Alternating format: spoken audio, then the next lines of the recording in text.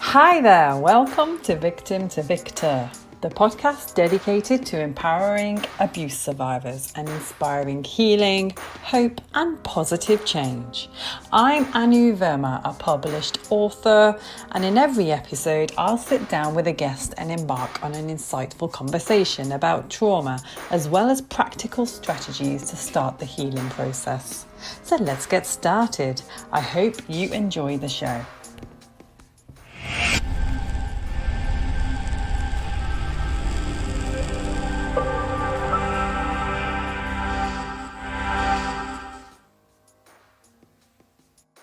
And here is our wonderful Jenn, all the way from Dallas. How are you? Hi, I'm doing well. How are you? Thank you for having me. Oh, thank you so much for coming on. It's been a while. Sorry. As we've discussed already, I've had COVID and it just absolutely wiped me out. So thank you so much for bearing with me. Of course. Yeah, COVID is a really interesting thing. And as with everything I do, I try to have a positive perspective on it. And I really believe that COVID is here to help people evolve and wake up, to highlight potentially some unhealthy patterns or some unhealthy lifestyle choices that are going on so that we can grow, we can evolve, we can transcend as a human species. Oh, I love that. That is such a positive way of looking at the whole pandemic and COVID situation.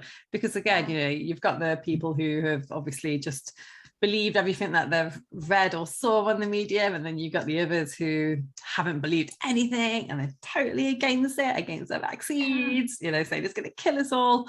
So, I love this. Thank you for bringing that into my life, because I think it's about time we had something light to believe in. Yeah, I try to bring light into that situation. I try to bring light into my life. I try to bring light into my client's life, into the world in general, because really it is all a matter of how we choose to look at it. That really creates our reality. And we'll talk more about that, but it's a purposeful choice. Absolutely, yeah. And I'm sure my listeners will love to hear this as well. And today I'm really excited to talk to you about your whole journey through cancer and obviously generational trauma, because you're here because you are a survivor. And also the work that you're doing at the moment, the energy work, you're doing a lot, aren't you? The bioenergetic wellness system. Yes. So we've got a lot to cover. Yes, we do. I'm very excited. Yeah. Oh, fantastic. So tell us about yourself, what, like in terms of your childhood, your journey. Yeah, absolutely. So, I am one of those that didn't have necessarily the picture perfect childhood, right? As I like to call it, was perfectly imperfect, with some dysfunction that was passed down generationally. The generation before my parents dealt with things like war and different kinds of traumas that they passed down, and there was abuse. And then, right, as we know, generational trauma, they say it goes down 7 generations. And so every generation it's getting watered down, but it's still abuse. And so whereas physical abuse may have been happening the generation before, might turn into emotional abuse and so forth, but it's still abuse. And so, I dealt with some of those leftover generational programming, generational trauma throughout my childhood. And definitely an element of sickness. So my grandmother had cancer from the time I was born until she passed when I was about 8 or 9 years old. And there was some mental illness in my family as well. And so, I went on trying to deal with all of this as a child in somewhat of a dysfunctional, broken household and family. And over time, it really affected me physically. How I handled the stress of it all didn't manifest well. And so by the time that I was just about 18 is when I was diagnosed with metastasized thyroid cancer. And so I look at that the progression of all of the things, right? Because cancer doesn't just show up one day. No. It happens over time. And so it's all of the things we're exposed to in our environment, whether it be physical toxins and chemicals, or it be emotional toxicity, emotional abuse, things like that. It affects our physiology, our nervous system. We get stuck in those states of stress. And over time, our immune system gets weak. And really, we just can't handle the stress anymore. And so anyhow, that led me to being 18. I spent my 18th birthday in the hospital getting radiation. Wow. And so being 18 and having cancer, which was a really interesting experience. That would, whilst everyone else is, you know, at college and getting drunk, you were at hospital. Mm-hmm. Yeah. Yeah, that's tough. Yeah. And yeah. I like the way that you mention you have a link between cancer and trauma, because again, you know, not a lot of people do. People just see trauma as something that happens after an accident, or, you know, obviously it's coming to light now that any kind of childhood abuse causes trauma, but cancer causes trauma too.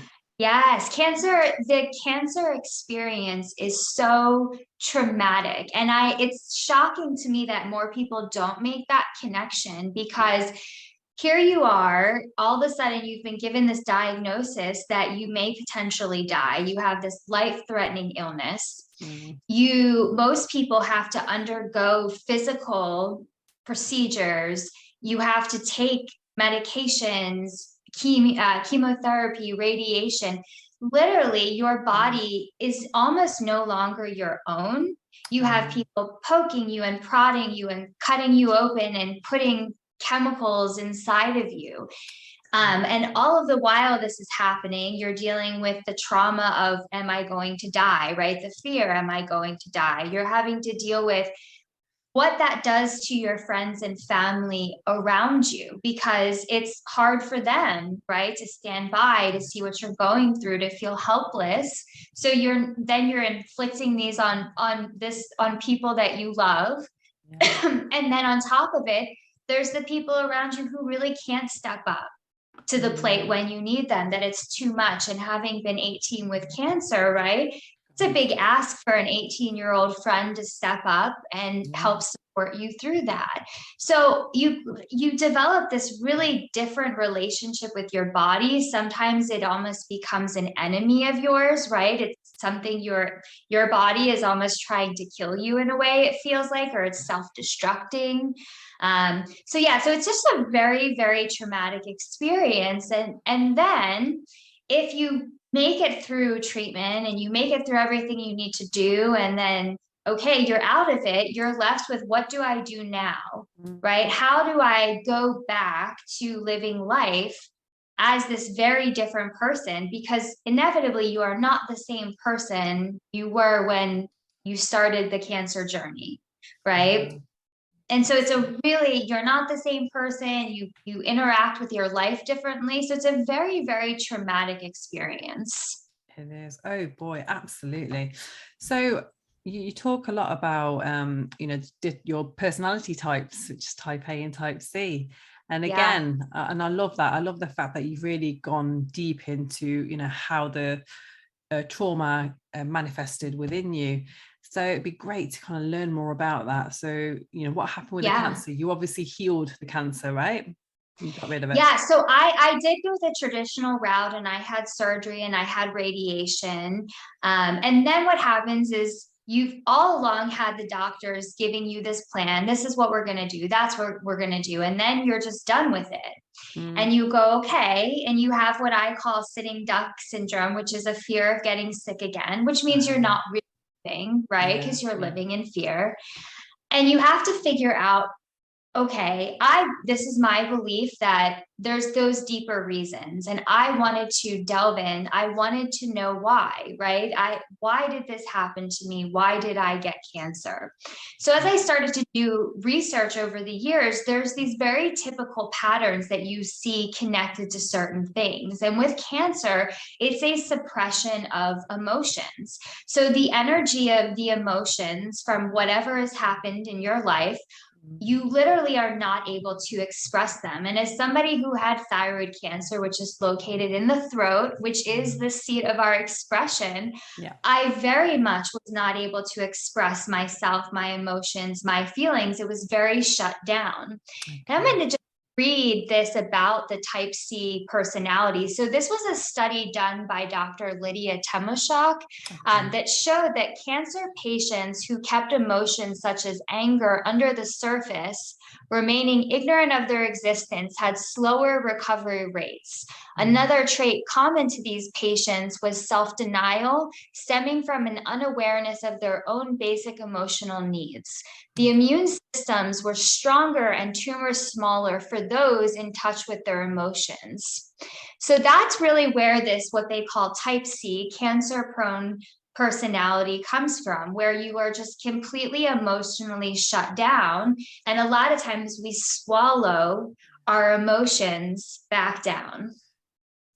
Oh, wow. Absolutely. Suppression. And again, I talk about this a lot, about suppression, just especially, being in different cultures and, being a child who probably couldn't really express themselves if they were abused. And it's the biggest cause of trauma and PTSD, the fact that you can't communicate your emotions.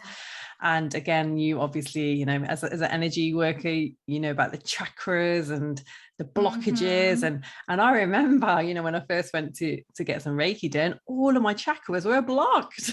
Yeah. Oh, No wonder. Yeah, absolutely. Yeah. So when you combine that type C personality with, I call myself a recovering type A personality of the overachiever, the overdoer. And I think that this is a product of modern life today, right? We go on social media and we believe in comparison to others that we're not enough, we're not doing enough, we have to do more. That nothing is enough, we need to produce more, all of the above, right? So this combination of not being able to express in a type C with a completely overdoing it, basically running yourself to the ground, because that's what happens with that go type A personality. It really drains the energy resources of the body. Thus, it weakens the immune system. So it all factors in together.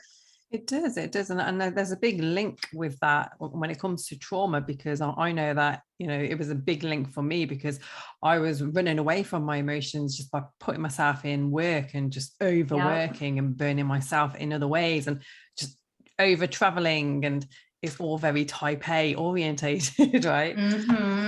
Absolutely. Yeah. So, And I will often work with clients and help them to find an awareness of how are they distracting themselves from the trauma, from the emotions. Is it, like you said, social media? Of course, there's people who go down the route of alcohol and drugs. There's people who do it through shopping, right? There's a lot of different ways. And because those are almost glorified, right? Working so much, having so much money, all that, because it's glorified, we kind of can be blind to the fact that that's what we're even doing, that we're using them as distraction methods. And even, right, I encourage people to look at even some of the healthier things, right? I know somebody who goes to yoga twice a day, 7 days a week. And even that, right, can be a distraction method, even though it's a positive thing. It's also not allowing you to find the stillness to go within and heal. Absolutely. Yes, it's so true. Yeah. So it's like those, it's like coping habits. Some people will turn to alcohol and drugs just as a way to escape. Whereas others, like myself, I had a stage in, during my early 30s when I just needed to be on courses. I just constantly studying. Exactly. The overload. I mean, it's good. It's a great coping mechanism because I'm learning, but then also running away from the actual issue and not dealing with it.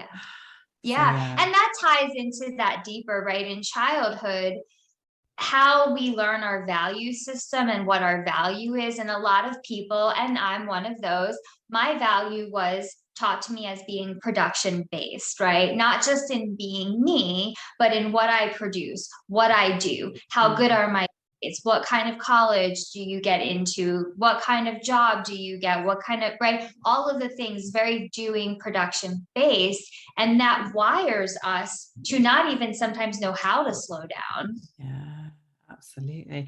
And I guess, Yeah. you know, when it comes to actually, you know, sitting there and reflecting on your life, that's when the awareness comes in. And I guess this is where meditation is so important as well.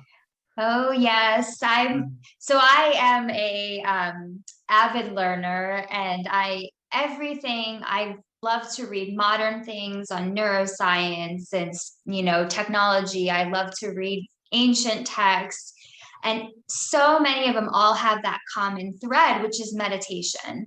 And I think it can be a really overwhelming experience for people who go from moving 100 miles a minute to then have to go to zero, right? And what I do try to coach people through is that process of little by little learning how to calm the body, how to calm the nervous system, you know, how to do meditation in a way that works for you, and eventually work towards a more traditional meditation practice. Oh, beautiful that. Yeah, and we'll go into a lot of your work shortly, but I'm still intrigued because you're when it comes to your life and, you know, all of that you struggled, it wasn't only the cancer that you struggled from, was it? After that, you also had some more trauma. Yeah, I mean, I dealt with, you know, when the cancer ended, it wasn't as if the trauma ended then. Right. And this isn't often the case. That's when the real healing begins. And that's when other things started to surface. And, you know, emotional abuse from different people in my life, and some family members, right? And looking at how that played into my health, you know, and having to make the hard decisions of choosing myself and my health over potentially some people in my life or relationships in my life. And seeing the effects, there's the post effects of having the trauma as well, of the fear of dying and everything that goes with that kept me in a trauma cycle and a trauma loop in my body, right? Because there's the pathways between the body, the mind, the emotions, all of that. And I was stuck in a trauma cycle. And so, you know, that's when the work really started, was figuring out how to get out of that cycle. Oh, wow. And how old were you at that point? I really started that in my mid-20s. Is when I really started to look at things and say, okay, what I'm doing isn't working. How I'm functioning as a person is not leading me to a healthy life experience filled with joy and vitality and all of that, right? So I went on this journey that took me many, many years of trying different modalities, trying different things, learning different modalities, really figuring it out. I was a combination between like a mad scientist, a mad healing scientist, and Sherlock Holmes, of wanting to understand, why is it that I'm the way that I am? Why am I struggling with these things so much? Why do I have terrible anxiety? Why do I have ongoing depression? Why do I have, you know, whatever it might be, why am I like this? And so that really has been what I call my life's work, was discovering and exploring and trying and experimenting and figuring out. And then all of a sudden, all of the dots started to connect together of what was happening, what was shifting, why was it there, the pieces of what was there. Yeah. Oh, wow.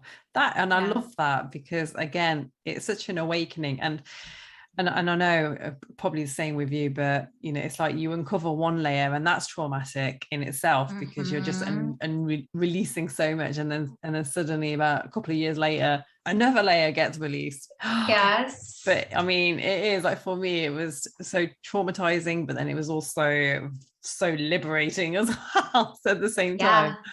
Yeah, absolutely. And you know, when we have held in our trauma for so long, there is a process of needing to let it come out.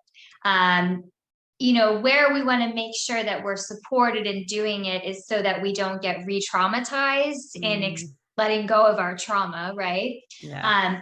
Having skills and people to support us are really important, because it's like the proverbial onion. You peel one layer back and then you go to the next layer, and so forth, because you know, we can't do it all at once, thankfully. It'd be system overload, but little by little, if we, you know, make that intention and we're seeking an elevated life experience, a happier life experience, little by little, we work through all the different layers of the trauma.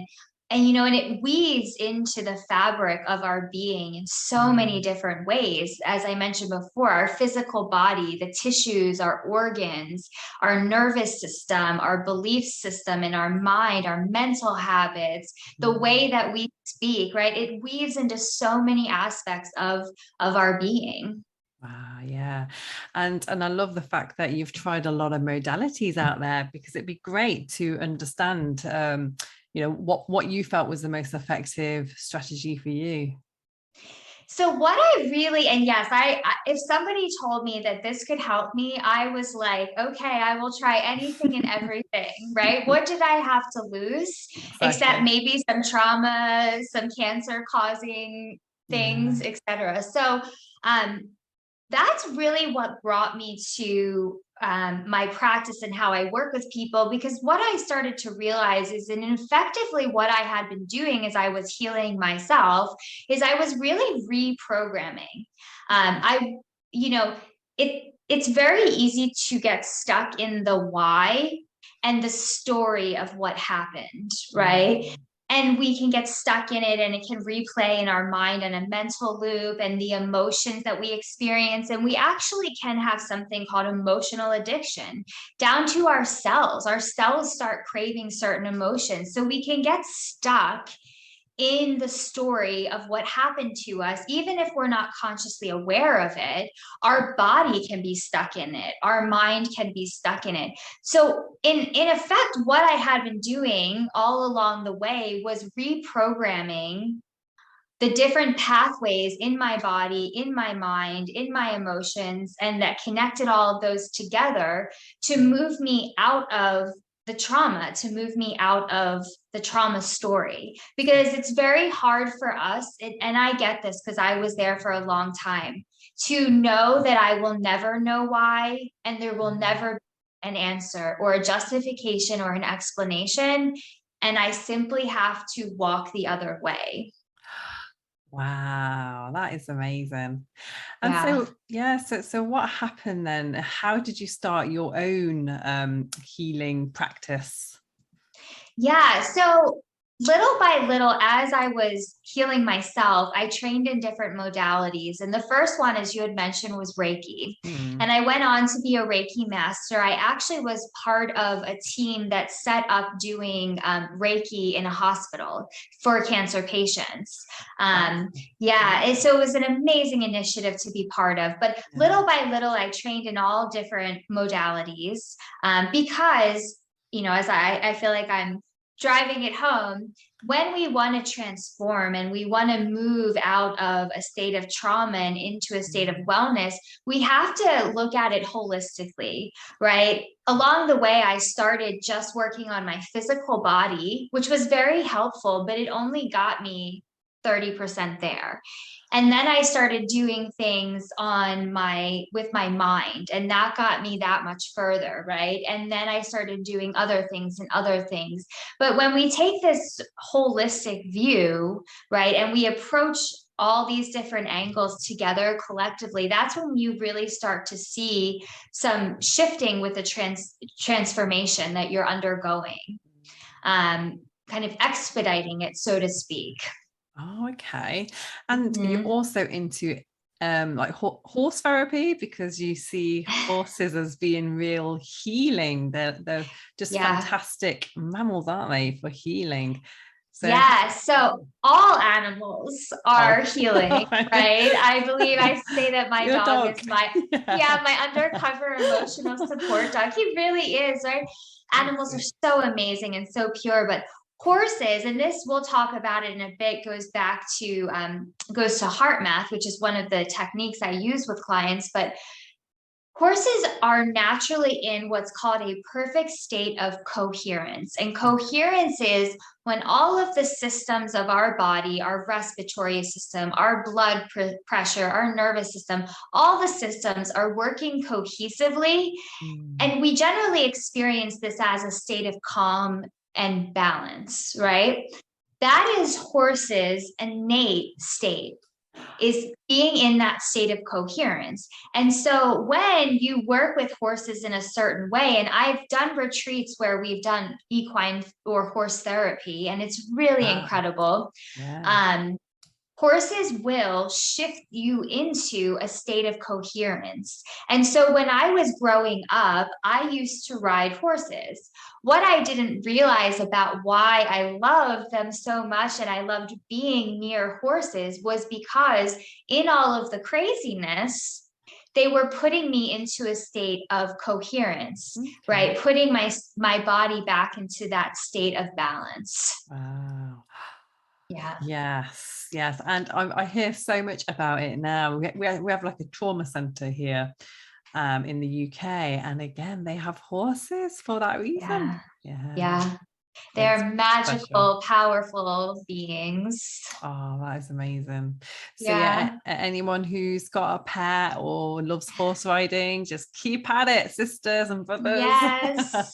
Yeah, absolutely. Oh, wow. Even the act of, petting the animal Mm. and the horse, right? One of the techniques that they'll do in equine therapy is doing that mindfully, right? So closing your eyes as, right, you Wow. make contact with the animal and feeling the sensation of the animal hair or the fur, depending on what animal you're with, Yeah. right? And really, because what we start to do, and we do this with other people, we just may not realize it, we start to sync up. Our Mm. heart rates start to sync up, our Mm. breathing patterns start to sync up. This is what happens between a mother and a baby, right? Okay. Part of the connection. And so we can Mm. use that as a way to regulate our own state of being. Okay, that's interesting. And I guess when it Mhm. comes to animals and children, babies, they've all got pure souls, right? Yeah. And I know Yeah. that's got something to Yeah. do with it. Yeah. Yeah. And, I believe that we all have pure souls, right? We all do. We're all beautiful beings. Ah, Sometimes we've just been through difficult things in yeah. life, traumatic things in life that we're still carrying with us, that we need to do some reprogramming on, some letting go of, to Yeah. get back to that beautiful soul, right? Purity. It can get clouded. And I say, really, in all Yeah. the work I do with people, is to have them return to their true self that Oh, is yes. perfect and beautiful and full of light. Yeah, yeah, I love that. And I could just Yeah.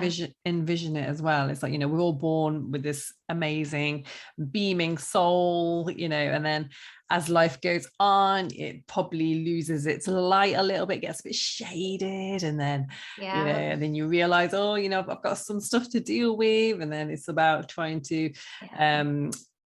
get rid of that dimmer and make it shine more brighter. And that's where the healing Yeah. work comes in. Yeah, because in especially when you are in the trauma and when the trauma is ongoing, right? It's one thing if you have a car accident and it ends, and that's very traumatic or can be. But it's another thing if you have ongoing trauma and you can feel very, very disconnected from your own self, your own essence, as I like to call it, your beautiful soul. And it's a It's not a reviving because it's still there, but it's a reconnection to it. Okay. Oh, wow. And so tell us about your, because you've got some amazing systems on board, haven't you? So you've got your NES Yeah. bioenergetic wellness system, the heart math biofeedback device. Mhm. Wow. Tell us about this. Let's get sciencey. Yeah, absolutely. So I love when science meets spirituality. This is Mm. when I really start to geek out on Yeah, everything me because too. I think that these two things go together Oh, amazing. Instead of yes. being the antithesis, let's use them together. Yeah. Um, so yes, in the work I do, we're empowering, somebody to reconnect with their self, to bring awareness to their own patterns, physical, mental, emotional, otherwise. But we can use technology to help us with this process, and it can even help expedite this process, which is amazing. Wow. So the first one you mentioned is the NES bioenergetic technology. And what this does is it scans your what they call human biofield, the human body field. And that's what might be called the electromagnetic field, right? We're electric and we're magnetic beings, and we Yeah. all have this measurable. So what this technology does is it scans it and then it compares it to the optimal human body field.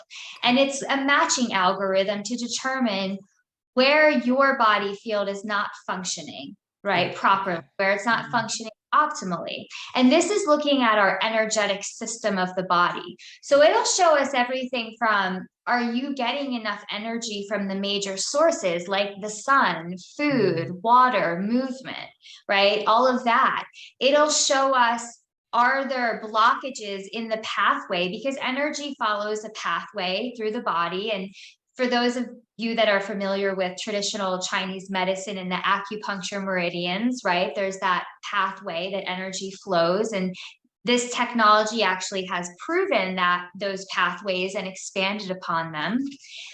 So it looks at where is the blockage. And as you were saying, when you first got Reiki and all your chakras are blocked, it's Yeah. showing us where their blockage is at, and not just in the main energy centers that run down the spine, but different organs at all different parts of the body.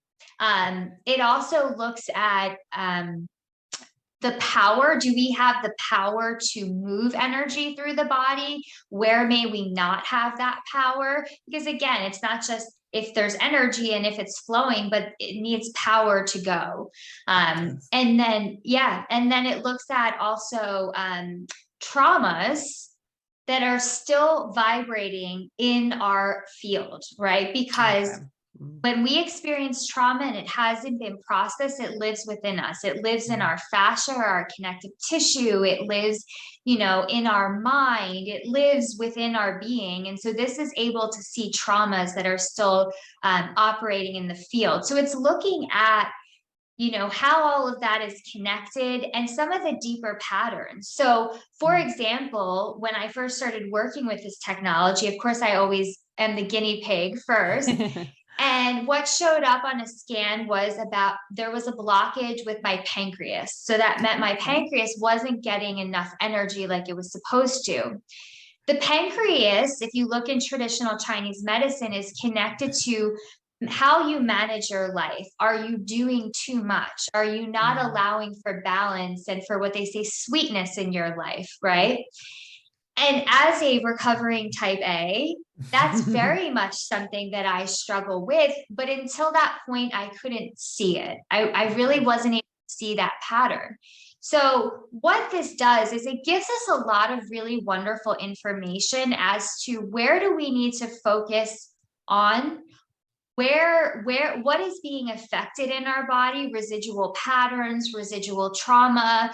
I've had everything in terms of the trauma. I had a client do a scan and he was so blown away. It showed up choking was the trauma that showed up for him. And it was maybe a month or so before we did the scan that he said he was at a restaurant and he started to choke to death and had to have the Heimlich maneuver. And he was so blown away. And so it's really incredible. These scans, the scan gives us a behind the scenes look, a different perspective as to what's going on to help guide that process of healing. Because, you know, when we are blocked and when there is fear to connect into the trauma, or the subconscious has blocked us from going there to protect us, we do want a look into, okay, what am I not seeing? I call them our blind spots. Okay, that's very Yeah. interesting. Yeah. That is good. And so how about the Yeah. neuro reset program? Is that obviously once you've figured it out and you've healed and you can start to reset yourself? I mean, the name implies it, and it's more than just neuro resetting. It really is a comprehensive resetting or reprogramming of those pathways. And that's where the next scan helps us figure out, okay, what do we need to work on reprogramming? The other technology I had mentioned is heart math, and heart math specifically helps us with resetting our stress response. So this involves our nervous system. It involves how we handle stress, right? We can get stuck in what's called the sympathetic nervous system, which is our fight, flight, freeze response. After extended exposure to stress, that can literally become our new baseline state. We may not be in 100% in a state of full rage or anxiety all the time, but we might be in it 10%. And over time, this depletes us, right, of energy, of our immune system functioning properly. And so heart math uses what's called a biofeedback device. It's just this little device you hook onto your ear, and it shows you your heart rate variability. It shows you your level of coherence. And that's basically to say it shows you what's happening in your nervous system, in your stress response.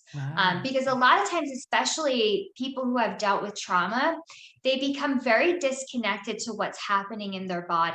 So they may not even realize that they're experiencing stress because it's become normalized to them. So heart math helps you start to relearn that, recommunicate with your body in that way, but then also start to reprogram the stress response. And people have amazing results with it: less anxiety, less depression, better sleep, emotional regulation. So we're not flying off the handle or overreacting at things. Not that any of us do any of that, right? So those two technologies are incredibly helpful in that transformation process out of trauma.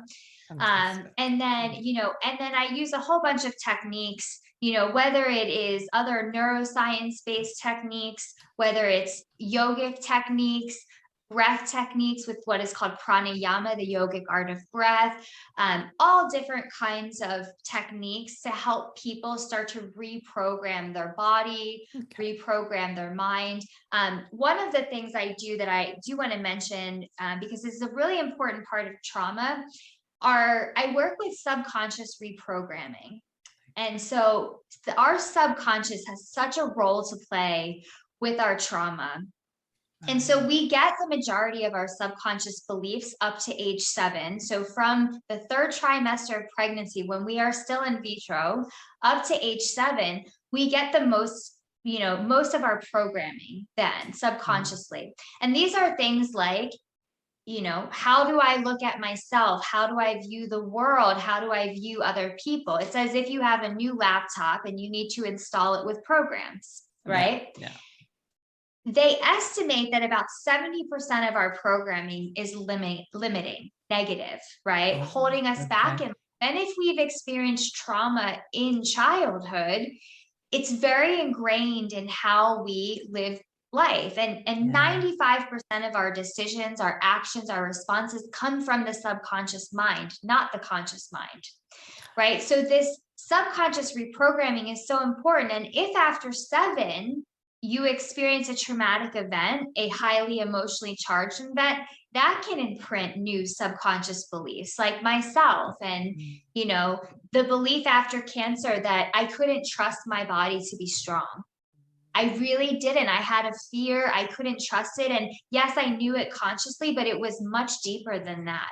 And so I use a method called Psych-K, which is subconscious reprogramming, that helps us start to go through and figure out what are some of the subconscious beliefs that are in there and shift them to what we want, right? So even the belief of, I can heal myself, right? If there's the belief that you can't heal yourself deep down inside, it's going to be hard to make any traction. But if we can start to shift some of those beliefs, you can even use it to shift the perception of trauma, not the memory of it, of course, but that emotional charge connected to it. So that's another amazing tool that really helps people shift from a trauma state into wellness. Beautiful, that. Wow. And I can already imagine the benefits that that would have, because you're right. A lot of the time, it's our limiting beliefs that are holding us back in life, in progressing in healthy relationships, and, you know, in progressing in a healthy body and healthy mind. It's because we just don't feel like we deserve it. Yeah. And even if it's so frustrating for people when consciously we want it and we consciously don't understand why we're challenged in this area of our life, whatever it might be, health, money, romance, work, right? But we keep hitting that wall and it Yeah. just doesn't seem to work. And it's coming, working with the conscious mind, you only get so far. Really, you only get 5%. That's about as much traction as you can make. You have to work on a deeper subconscious level to reprogram beliefs. And Dr. Bruce Lipton, who wrote The Biology of Belief, he's a famous author around the world. He is the father of the field of epigenetics. And so historically, people believed that we were victims to our genes. So if I had the gene for cancer, that meant I was going to get cancer. There was nothing I could do. I was going to get it, right? What Dr. Lipton did in the field of epigenetics is scientifically they proved that it's not that you have the gene, it's does the gene express itself? And that will determine if you get cancer. And what causes the expression of a gene?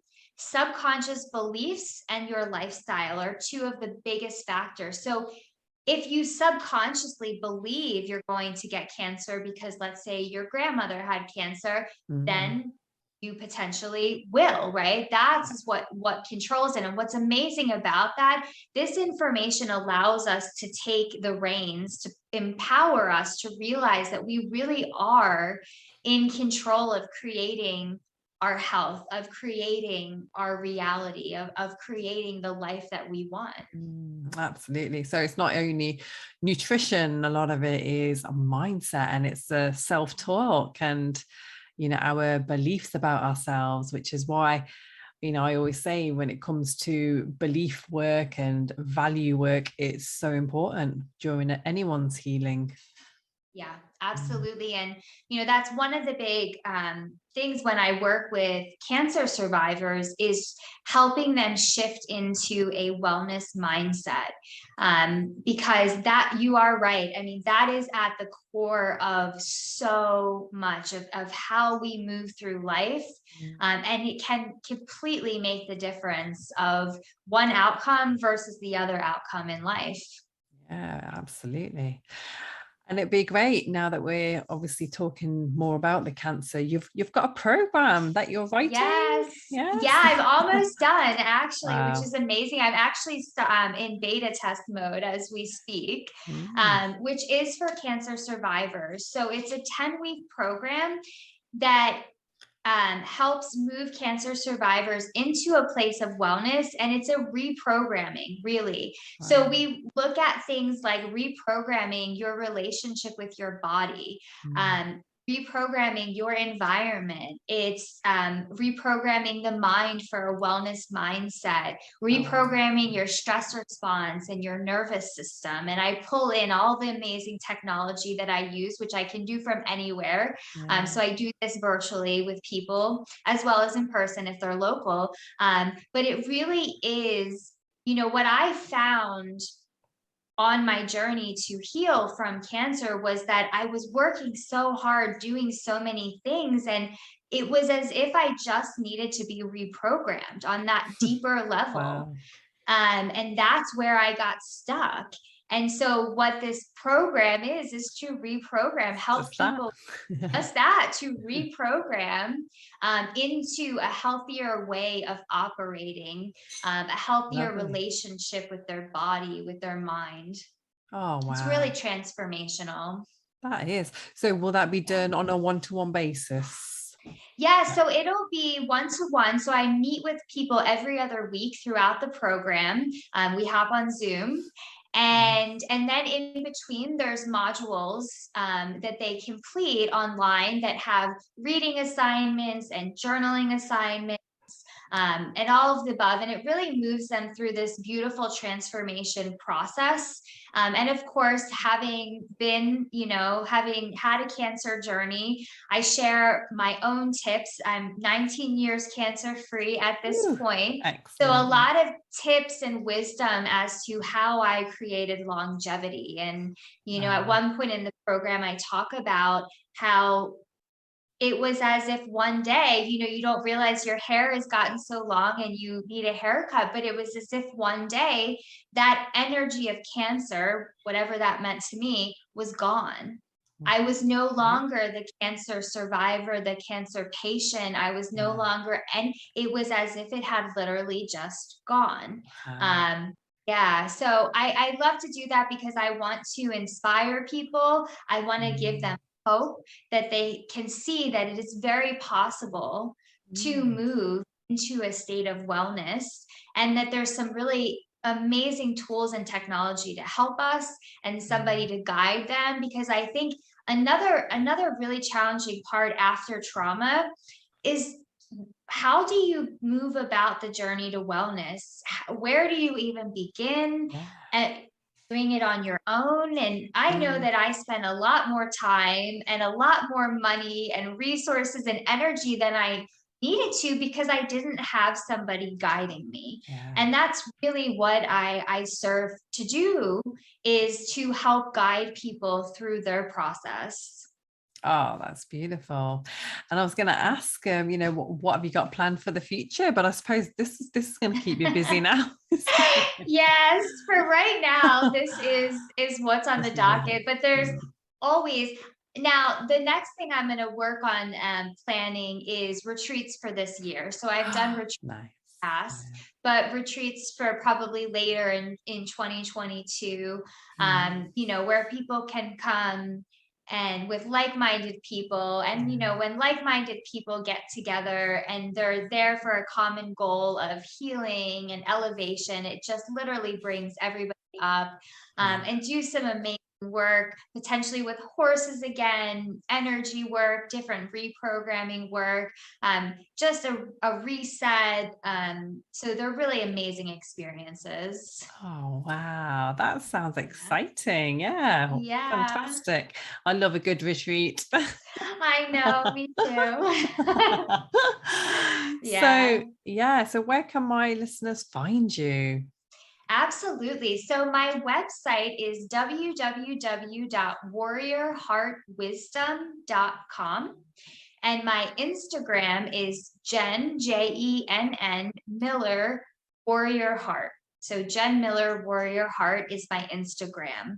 And I do just want to touch on that concept really quickly, because it's so integral to what I do. And in ancient teachings, the warrior was not one who went out and fought. The warrior was one who was brave. Mm. And there's, in the teaching of the Shambhala teachings, they talk about warriorship as somebody who is seeking an enlightened life experience, whether it be an enlightened health, great health, just an enlightened life experience. And so that warrior heart wisdom is us tapping into our own wisdom, the wisdom of our heart. We tap into that warrior spirit to move through this transition, right? This transformation into a more elevated, healthier way to live life. And so Mm. that's where the warrior heart wisdom comes from. I love that as well. It's such an Yeah. empowering um name for yourself, and I just think it Yes. represents you tremendously. So yeah, and again, I can imagine that came to you from the universe somewhere. It did. I did this meditative healing journey. And I was at the point where I needed to come up with a name. And of course, when you're actively trying and your conscious mind is trying to control the process, you get nowhere. And so when I had let go and I said, all right, I'm just not even going to think about it, of course, right? It came to me. It just popped up, and it was, I call myself a Cancer warrior. And really that's just indicating that spirit, that choosing yourself, that never ever giving up on your own journey, on your own personal transformation, on your own health, on your own happiness. At moments it might feel overwhelming or challenging, and that's where you really tap into that warrior spirit that's inside of you. Oh, that is beautiful. And and I just think, on that note, we all have to tap into our warrior inside each and every one of us, because we're warriors, we're pure souls. And it's, we have to believe in ourselves, and we have to believe that, we're able to heal, and that we're able to conquer anything that we put our hearts, souls and minds into. So just never ever try and think otherwise. I think, that's a really important message to end this amazing talk with. And it's been such an enlightening time with you today. Thank you so much. You've shared so much knowledge and science, and wow, I'm really wowed by your knowledge. And I was actually going to ask, how have you learned all of this? I know. Over many, many years, many trainings. I mean, I'll just list my trainings. So I'm an intuitive wellness coach, a massage therapist, a myofascial release therapist, a Reiki master, a yoga teacher, a Psych K practitioner, and a certified heart math practitioner, which is so much, right?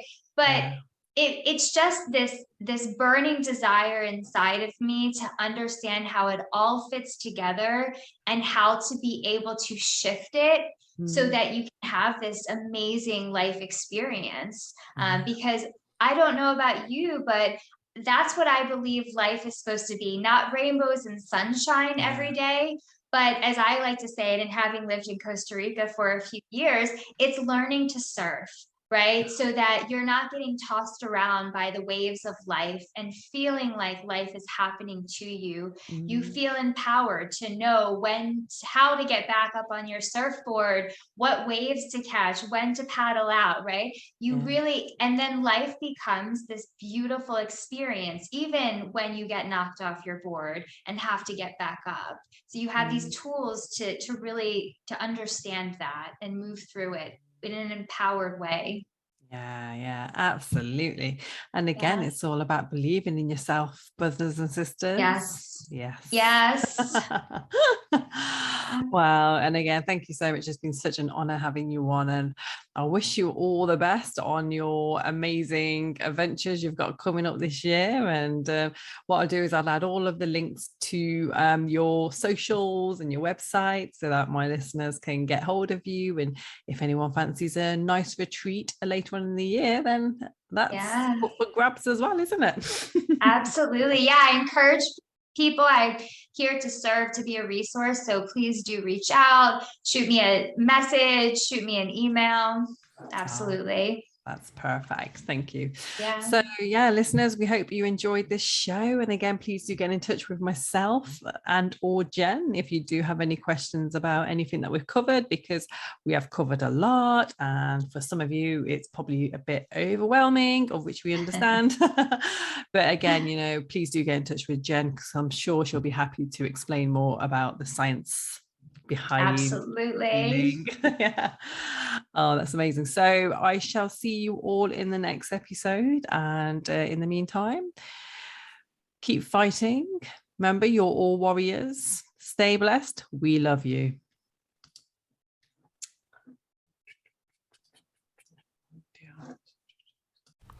Thanks for tuning in to today's episode of Victim to Victor. Subscribe so you don't miss out on new episodes, and be sure to follow the podcast on socials to keep updated on what's next, and share Victim to Victor with family and friends to help grow the community and spread the positive healing energy.